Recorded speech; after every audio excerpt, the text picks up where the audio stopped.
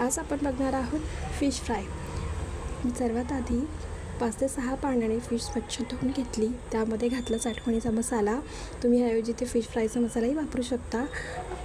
हळद, चवीनुसार मीठ, लिंबाचा रस आणि हे सर्व जिन्नस एकजीव करून घेतले. छान त्या फिशला लावून घेतले. त्यानंतर मी एक अर्धा तासासाठी फिशला झाकून ठेवलं होतं. कारण छान असा मसाला त्याच्यात आपला मुरलेला आहे.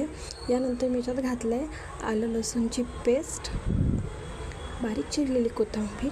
हे दोन्ही ऑप्शनल आहे, नाही घातलं तरी चालेल. हे सर्व जिन्नस मी परत एकजीव करून घेतले. त्याला छान लावून घेतलं आलं लसूणची पेस्ट आणि कोथिंबीर. त्यानंतर एक साईडला ठेवला होता तवा गरम करायला.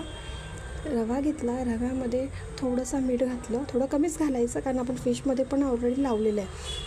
त्याला रव्याची दोन्ही साईडने छान अशी रव्याची कोटिंग करून घेतली आहे फिशला. तवा आपला छान असं तेल तापलेलं आहे. त्यामध्ये सोडला मी कढीपत्ता. त्यानंतर सोडलेत फिश आपले व्यवस्थित एक साईडने व्यवस्थित भाजून घ्यायचे. छान असे फ्राय झाले की मग त्याला पलटी मारायची, म्हणजे सेकंड साईड पण छान परतते. आणि आता आपली फिश तयार आहे. तुम्हाला ही रेसिपी कशी वाटली मला कमेंटमध्ये नक्की सांगा.